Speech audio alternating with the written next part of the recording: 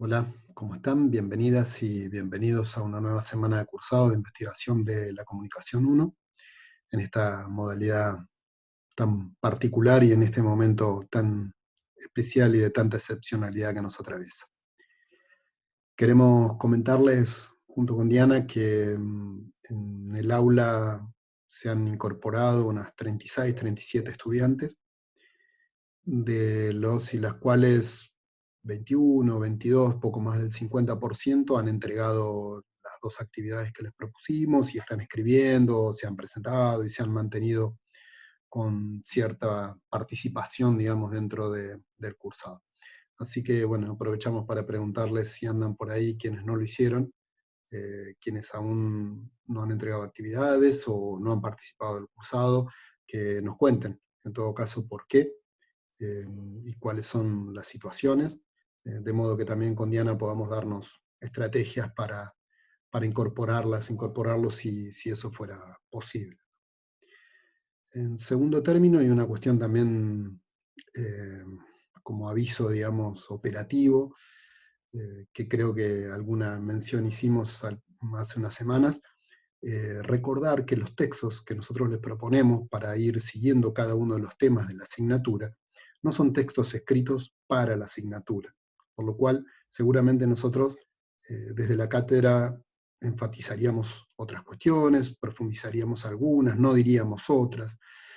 Así que les sugerimos que, así como lo hicieron con la guía de lectura en el primer eje temático, en este segundo eje temático, a partir de las clases, a partir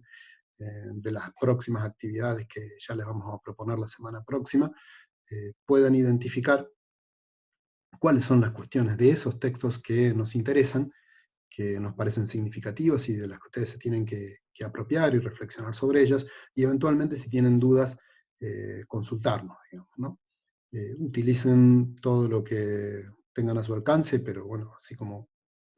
les dijimos del correo de la asignatura, también pueden usar el foro de la materia, que quizás es lo más apropiado, porque la duda que alguno de ustedes puede tener puede ayudar a algún otro compañero o alguna otra compañera. En relación a eso, respecto del primer texto del segundo eje temático con el que trabajamos la semana anterior, que es un texto, me parece, muy didáctico, sencillo, breve, lo que buscamos es que identificaran dos cuestiones. Una, la condición de proceso de la investigación, la dinámica, esa dinámica de zigzag, idas y vueltas, marchas y contramarchas, de cosa nunca resuelta, de siempre en instancia reflexiva. Y dos, los componentes o los momentos de ese proceso, desde el tema de investigación hasta las conclusiones de un trabajo de investigación. De alguna manera, el segundo texto que les proponemos para esta segunda unidad, para este segundo eje temático, el texto de Ruth Sautu, acerca de qué es y qué no es investigación en las ciencias sociales, va en el mismo sentido,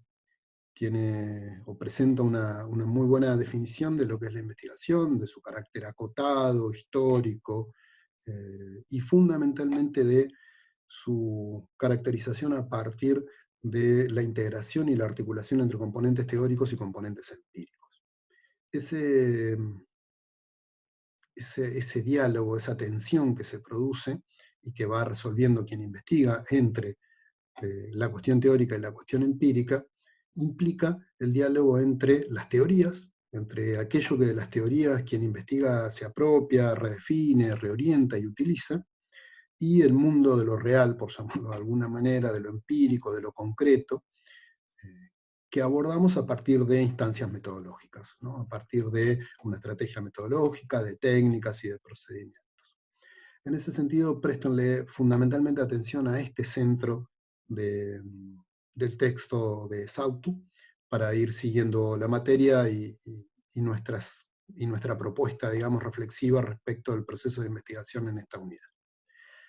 Vamos a tratar de ir profundizando esta caracterización de cada uno de los componentes del proceso de investigación, y siempre que esto me salga, ustedes no cuentan nada, creo que ahí lo están viendo, Esta es una presentación de PowerPoint un poco más extensa, no la vamos a alcanzar a trabajar toda el día de hoy, pero creo que les puede servir para permanentemente, incluso no solo en el cursado de investigación 1, sino también de investigación 2, y también cuando estén haciendo el taller de tesis, recuperar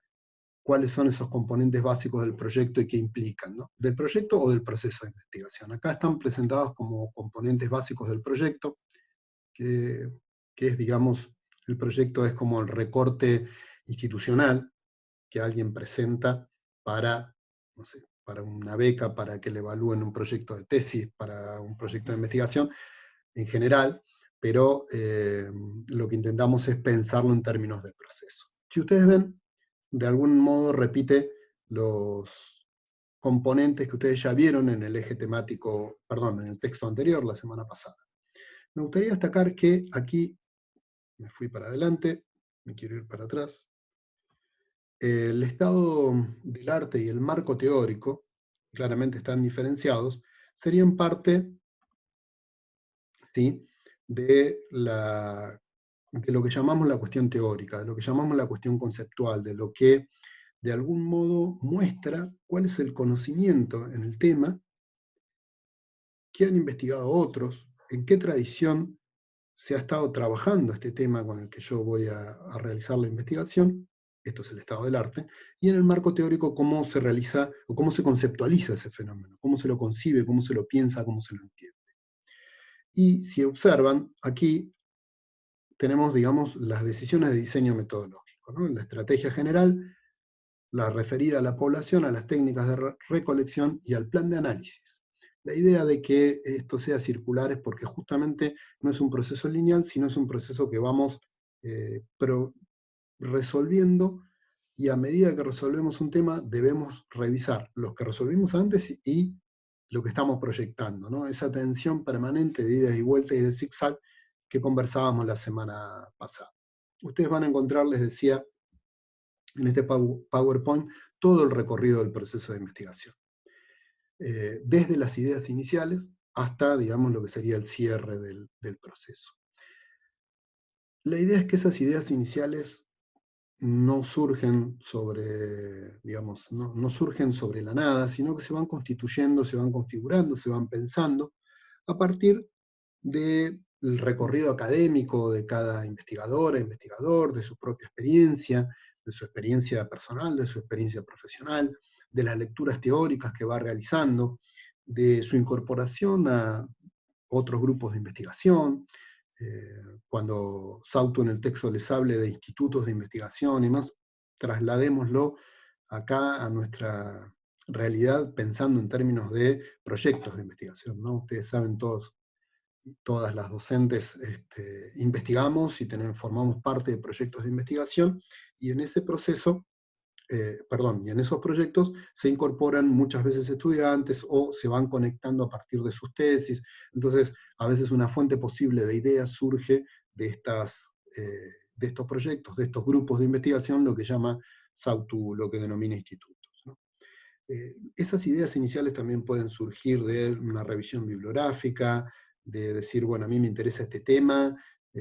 como decíamos la semana pasada, a mí me interesa el tema de la tarea de los periodistas en los medios autogestivos, y empiezo a leer, veo que estudiaron otros, cómo lo estudiaron, qué conclusiones sacaron, y empiezo a entablar un diálogo a partir del cual se va constituyendo esa idea, digamos, ¿no? Que, como dijimos la semana pasada, no son problemas concretos, en el sentido de algo que tenemos que resolver operativamente, hacer algo para resolverlo, sino que son problemas teóricos, son problemas cognitivos. Esto es que nos preguntamos algo respecto de alguien en un determinado tiempo y espacio. Esto que parece como muy, muy básico, es una buena manera de pensar y de tener una referencia para identificar el problema de investigación, cosa que ustedes van a tener que hacer dentro de muy poquito, respecto de las investigaciones de otras y otros investigadores en el campo de la comunicación social. Entonces, ese algo que se quiere conocer remite a lo conceptual. Ese algo es un algo teórico, es una construcción conceptual. Respecto de un alguien que remite a lo empírico, ¿no? A a buscar ese algo en un conjunto de sujetos u objetos que nosotros entendemos o que podríamos entender que lo tienen, digamos, ¿no? En este caso, decíamos, las y los periodistas de los medios autogestivos de la región, ¿no? Entonces, claramente la idea es que hasta que no está constituido, diría, no definitivamente, pero con un gran avance, el contexto conceptual o el marco teórico, mal puede estar resuelto el problema de investigación. A medida que pensamos cómo se configura este objeto de investigación, tenemos que recuperar una ruptura necesaria inicial. Lo vamos a profundizar cuando veamos la vigilancia epistemológica. Recuerden esto que vamos a decir ahora, que nos va a llevar a la vigilancia epistemológica. Una primera ruptura inicial que es con todo aquello que estamos absolutamente convencidas y convencidos que las cosas son así. Es decir, todo nuestro conocimiento previo, todo nuestro sentido común, académico quizás también, permeado académicamente, que nos hace creer que las cosas son de una determinada manera, y de algún modo una primera confrontación de la tarea de investigación es justamente contra esa ilusión del saber inmediato. Esta cita es de Bourdieu, por eso el PB, y una vez que consigo romper contra ese saber de sentido común que me hace creer que sé cómo son en realidad las cosas, por lo cual no necesitaría hacer una tarea de investigación si ya tengo las respuestas, se asocia a que después tengo que construir teóricamente esa situación en estudio. Por lo cual, esta cita, la que sigue, es de Clifford Geertz, el antropólogo, y dice, el lugar de estudio no es el objeto de estudio. ¿Qué quiere decir? Dicho en términos antropológicos sería la aldea no es el objeto de estudio, que creo que es un poco más fiel a la traducción, la cita. La idea es que no es el conjunto de sujetos u objetos que definimos recién cuando hablábamos de un alguien, la situación de investigación, el objeto de investigación. El objeto es la pregunta teórica que atraviesa ese proceso y que va a guiar toda la tarea de investigación, ¿sí? Ustedes les decía, van a encontrar en este PowerPoint la referencia a la fundamentación, al estado del arte, pero quisiera detenerme un poco para seguir además en línea con lo que les va a proponer el texto de Sautu, en el marco teórico, en el contexto conceptual. En primer término, me gustaría reflexionar sobre la idea de qué es lo teórico, ¿no? Y qué es la teoría. Bueno, no hay mucho acuerdo respecto a esto de qué es estrictamente la teoría. Sí, lo que podemos decir es que es una conceptualización, es decir, que es una construcción que tiene algún grado de abstracción, que toma algunos elementos de aquello que se intenta explicar como lo real, y que aproxima algún tipo de comprensión o de explicación o de anticipación de funcionamiento de ese recorte de lo real con lo que va a trabajar, ¿no? Claramente las perspectivas teóricas en el campo de las ciencias sociales están en tensión, están en disputa, están en discusión, ¿no? Yo mencionaba un ejemplo la semana pasada, no es lo mismo decir que los medios de comunicación reflejan la realidad que decir los medios de comunicación, que en realidad son empresas, y su relato es un relato intencionado, que está buscando algún tipo de objetivo más allá de la difusión de la información, y así, digamos, ¿no? Es decir, cada posición teórica ancla en cosmovisiones más amplias, es a lo que Sautu se va a referir como la cuestión axiomática, digamos, o nosotros podríamos pensarlo en términos también de lo paradigmático, que en ocasiones son combinables o ajustables, o de algún modo se pueden trabajar en conjunto, y en muchos otros casos no, digamos, ¿no? Hay perspectivas teóricas que riñen entre sí y que sería contradictorio utilizarlas en un mismo proceso de investigación. Básicamente la idea es que el marco teórico es una construcción de quien lleva adelante la investigación, que lo hace a partir de las lecturas teóricas realizadas, y que su rango, su fiel para determinar el valor de ese marco teórico es si efectivamente me permite comprender y caracterizar el fenómeno con el que estoy trabajando. Claro, esto en términos todavía, mientras es marco teórico, todavía en términos conceptuales. Ese rango, ese registro que vamos a tener para evaluar el marco teórico, si efectivamente nos permite caracterizar y comprender mejor el fenómeno que estamos trabajando, es lo que después vamos a someter a discusión con la realidad a partir de las decisiones metodológicas, ¿no? Entonces, el marco teórico articula necesariamente con lo metodológico. No es válida cualquier metodología en cualquier situación, sino que tiene que estar integrada, articulada, correctamente fundamentada en su diálogo con el marco teórico. Esto implica, y acá, bueno, esta diapo muestra los distintos niveles del marco teórico. Esto que aquí aparece como paradigmas es lo que van a encontrar en Sautu como nivel axiomático, ¿sí? La teoría social, que son las grandes teorías dentro de las ciencias sociales, las teorías sustantivas, y ya más específicamente la definición de términos o variables o de aquellos algo que dijimos vamos a estudiar dentro de una situación o de un proceso de investigación. Algunas referencias, perdón, la anterior, pero es una referencia en el momento operativo, cuando ustedes tengan que trabajar un marco teórico, o cuando ustedes también lo tengan que distinguir respecto del trabajo de alguien, como lo van a hacer en el trabajo práctico para esta unidad, para este eje temático, que no es un marco teórico, que creo que es una buena referencia, digamos, insisto, operativo para la tarea. Las hipótesis, cuando se formulan, reemplazan al problema de investigación en el sentido que se transforman en la guía del proceso de investigación. Y se formulan como tentativas de respuestas a esas preguntas o problemas objetivos. Tengámoslo ahora como referencia, pero vamos a volver al marco teórico, al problema de investigación, a las hipótesis y cada uno de estos componentes. En este eje temático lo que estamos tratando de hacer es comprender todo el proceso, identificar,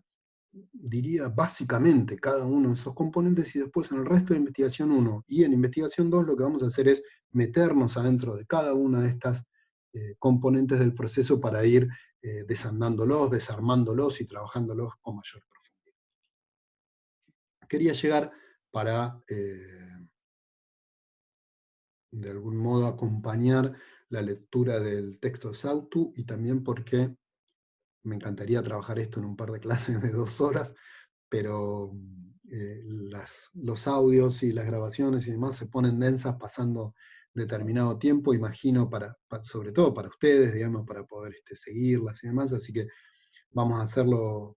sintéticamente y después vamos a volver sobre esto, todo lo que sea necesario, así que insisto nuevamente en que por favor usen el foro para hacernos demandas, preguntas, inquietudes, cuestiones que les parezcan que no quedan bien resueltas. Decíamos entonces que para responder esas preguntas que me hice en el problema de investigación o en la hipótesis, esto es, conocer ese algo respecto a ese alguien, construyo y configuro una trama conceptual sobre la que se asienta esa pregunta, y someto esto a discusión, a encuentro con la empírico, con la realidad. ¿A partir de qué? Del diseño metodológico de la metodología. Esta incluye 4 decisiones centrales, que son la estrategia o la lógica metodológica general, que la población, las muestras de los casos, las técnicas de recolección, el plan de análisis, que ustedes ya lo vieron en la semana pasada, y a lo que le incorporamos, en este caso, los criterios de calidad y validez de la información. Es decir, una vez construido la información y analizada, ¿cómo puedo mostrar yo a quien evalúa, a las y los pares que van a dar cuenta de la validez o no de este proceso de investigación, la calidad con que fue construido ese dato, que en todo caso es, como lo definíamos en la semana pasada, la construcción del dato es el sentido de la tarea de investigación. Van a encontrar en las diapos, se los voy a adjuntar aparte, no solo va a estar acá, van a encontrar